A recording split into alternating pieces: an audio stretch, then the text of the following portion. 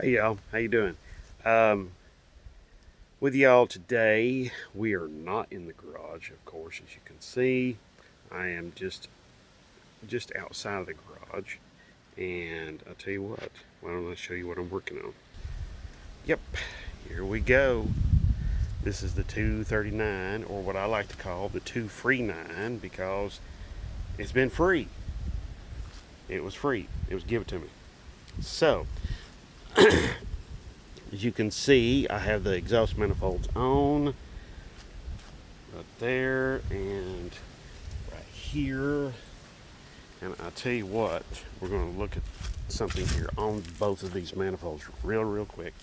As you can see right here, I've got a spark plug welded in there. And I'll tell you, on when you're doing that, how I did this is I heated this metal up quite a bit with like a torch, and you can use just a butane torch or something like that. It doesn't, I mean, I used a MAP gas torch and heated this up really hot, and then welded the spark plug in there. This is an old spark plug that was junk, and I was going to throw it away anyway. Yeah, you get the little bird's eye view of my welding skill or lack thereof. As you can see right there. Yeah, this engine is really greasy and nasty. Previous owner didn't do a whole lot to like clean it up or anything before I got it, so that's okay though. That's not a problem. Not a problem at all. Okay, I'm gonna hook up. I've got my fuel tank hooked up here, and it's gravity feeding into the carburetor.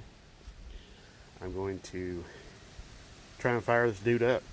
Okay, with the manifolds on it. So let's see. All right. I don't know that I'm going to be able to set you all up anywhere, so let's go ahead and turn on the ignition. Let's see. Well, son of a gun. There we go. Okay. All right. There you go. Okay. All right, ignition is on. I got my fuel going. I got a little fuel down in the carburetor, so let's see.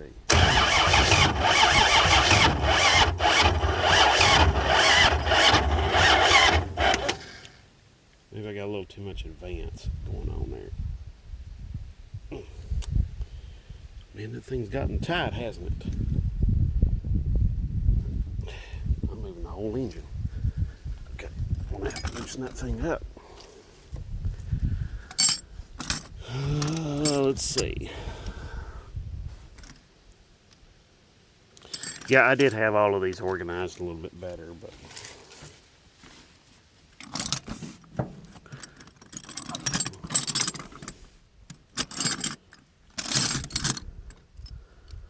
oh boy, oh boy, oh boy, oh boy.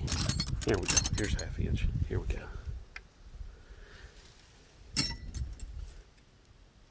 Oof. Man, that thing is still a booger. Oh, that's as far as it goes that way.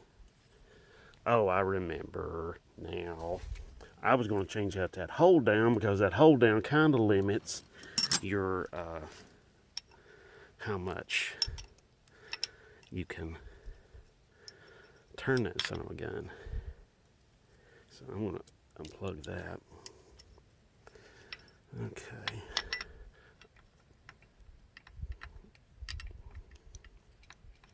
Oh, I need a throttle return spring too. I'm just, the way it's sitting there like that, that's wide open. It needs a return spring, something to hold it over there. So I'll get a return spring, and I'll get a different hold down there for my distributor. Okay. All right, I'm going to pause this and I'll be right back. Okay, we're back.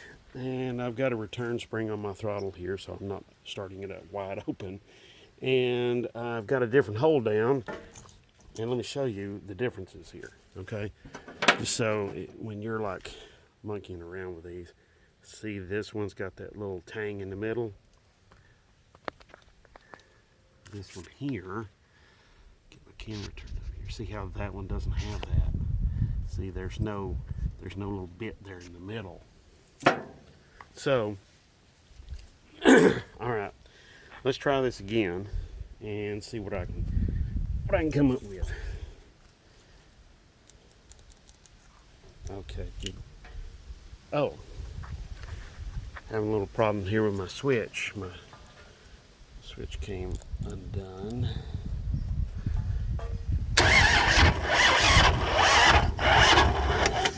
Okay, that seems pretty far advanced, so let me back up.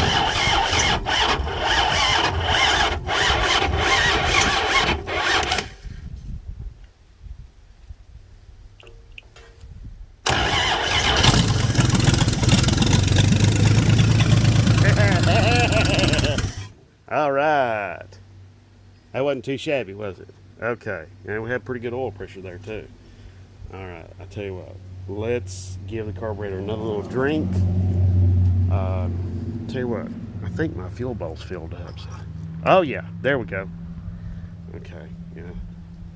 Let's see. I don't know. Yeah, it's going to be kind of hard for you to see. That accelerator pump's working beautifully. So let me try this here again.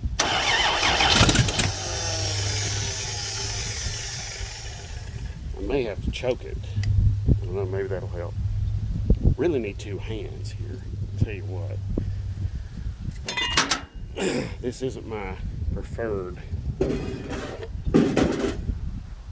method on how to do this, but sometimes you gotta work with what you got. You know what I mean?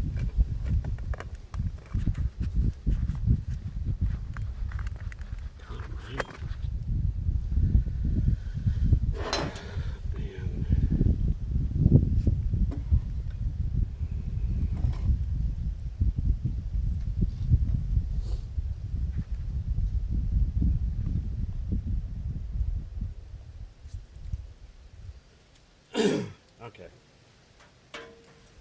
This cord is like always falling down on the ground and I'm always stepping on it.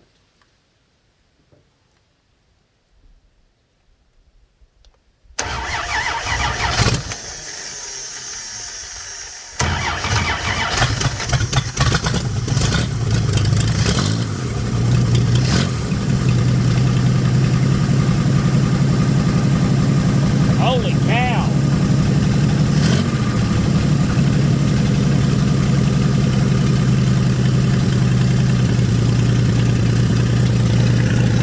See that? 75 psi of oil pressure.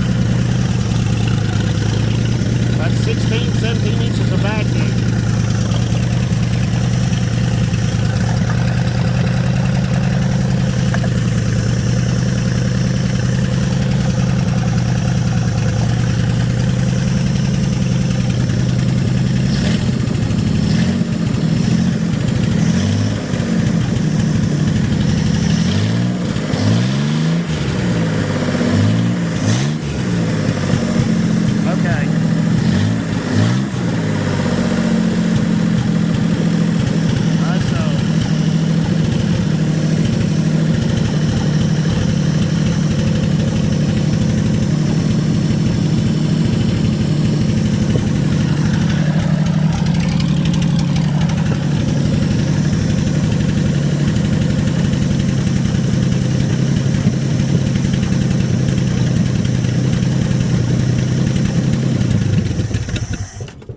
Okay.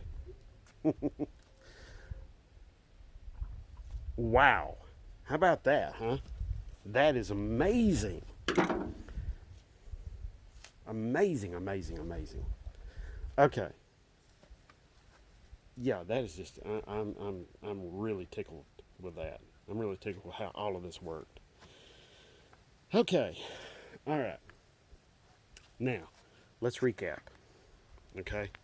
Because there's a little bit here to recap on. Okay. The steam you can see coming out here, that's just water that's evaporating out of the engine or coolant. Okay.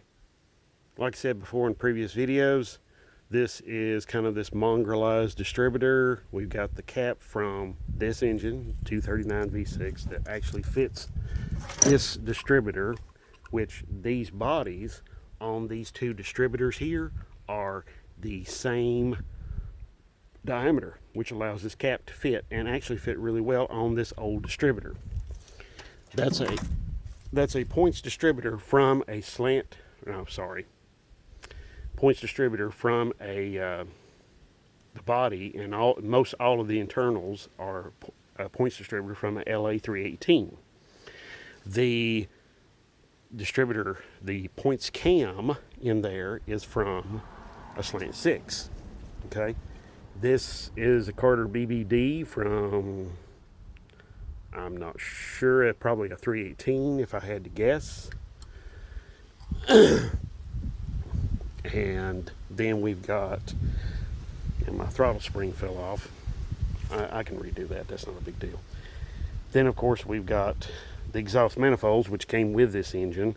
I welded up these smog port holes here, you know, and had a little fun, used an old spark plug. Instead of I could have welded a regular bolt or a plug in there like that maybe, but the thing of it is I wanted to have a little fun, wanted to, you know, just something, you know, to amuse myself. And as you can see, I've got the same thing over, like I showed you earlier, I got the same thing over there. This thing runs really, really, really well. I am really impressed with how well this thing runs. This thing is like gold to me. So I guess my next things I'm going to be doing is I've got to find a place to put this. I want to get this off the trailer. That was my whole goal for getting this thing, doing everything that I've been doing to it, for bringing the trailer around here and doing it. So let me flip the camera around here so I can talk directly to you. So anyway, yeah. So I'm going to be getting this. Unhook my ignition system here. Turn off the ignition system. But anyway, yeah, I'm going to be probably taking this son of a gun. There's no probably to it. Okay, this then is going to be going into that little tractor. Like I said before, I know it's crazy, and let me explain a couple of things. Okay. One is, you know, that tractor, the transaxle on it is rated for like max 40 horsepower. That's okay. That's fine. I don't have a problem with that. That engine is rated at 125 horsepower. Okay. Now, you might be thinking, what the hell are you thinking? Well, and how are you going to make this work? Actually, it's not all that crazy. It's not all that hard. Let me show you. Okay. You see right here, they're using belt drives. They've got one belt running to like one pulley right there. And then they got another belt running to this pulley down here. This pulley powers the deck, okay? And then this belt is probably powering the drive system. So, as you can see, there's a lot going on there. But how I'm going to make all this work is actually very, very simple. All right. First things first. This bracket will be unbolted. Okay, that will be unbolted. Then I'm going to remove this engine. Okay, of course the sheet metal, all of the sheet metal here is going to be removed. Then the engine's going to be unbolted, removed, gotten out of the way.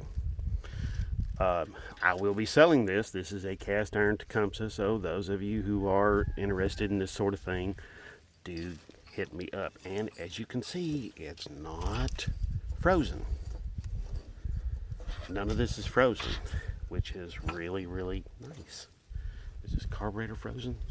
Possibly. Although it might, come back around. You lubricate it quite a bit. So yes, I will be selling this. I don't want this. I don't need this. This is, I don't need it. Don't want it. Cast iron Tecumseh, 14 horse, 1 cylinder. So you're thinking to yourself, okay, that transaxle is used to handling 14 horsepower and will hold 40 horsepower at max, and you're putting a 125 horsepower engine up in front of it. You're absolutely correct. But I'm going to cut these frame rails. I'm going to extend these frame rails out. The steering shaft down there, the drag link, I'm going to do the same thing with that. Just weld extensions in here to make this much, much longer to accommodate that larger engine. And so how am I going to make all of this work? I mean, the transaxle work with that engine. Well, for one, I'm going to still use the belt drive setup there. Okay. So another is I'm going to use the after I get done using the belt drive setup and setting all that up on the engine, that will make that work. But you have to think about this for just a minute. That a lot of people would probably say, well, there's no way that's going to work because that's only going to hold 40 horsepower and you're generating 125 at a certain RPM. Okay? Think about this for just a minute. Think about how many times people have taken all kinds of different engines and everything else and put them in front of transmissions that there's no way in hell they're supposed to work, but they do. Okay? And I've seen this on numerous occasions. So there's, the thinking here is that, yes, that engine does generate 125 horsepower, but not as soon as you start it. It generates 125 horsepower, up at a certain RPM. Okay? Not down lower.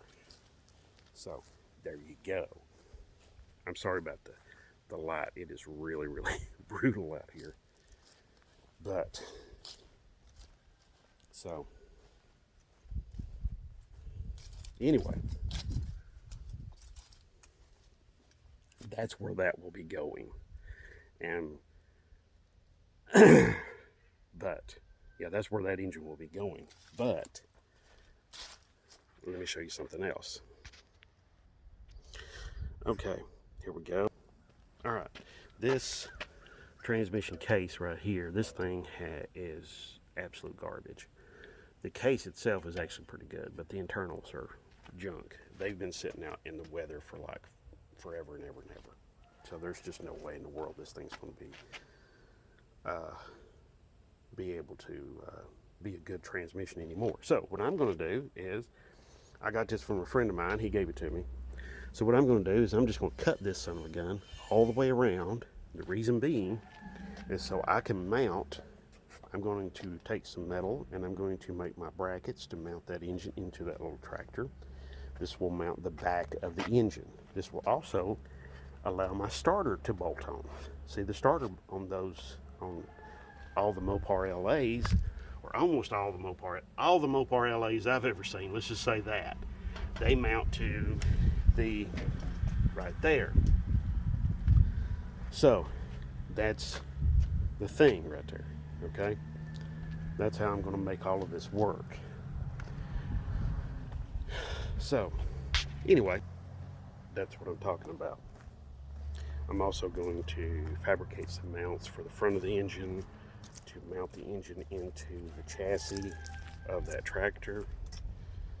I've got all the steel necessary in order to do it. So all I got to do now is I got to get everything gathered together and start doing some cutting and welding, grinding, all that kind of stuff, and there we go. So anyway, all right. I thank you very, very much for watching. If you've got any questions about this, any of this, or anything else for that matter, like any of the previous videos, or anything you see in this video. Just you know what to do. Put them down below. Put the questions down below. You know me, I will get right back to you, and I'll try to answer your questions as quickly as possible.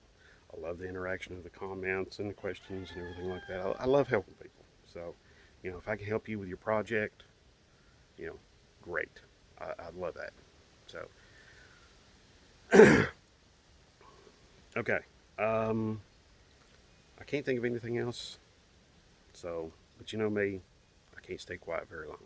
So, I'll be making another video before too much longer. All right. Thank you very much, and God bless.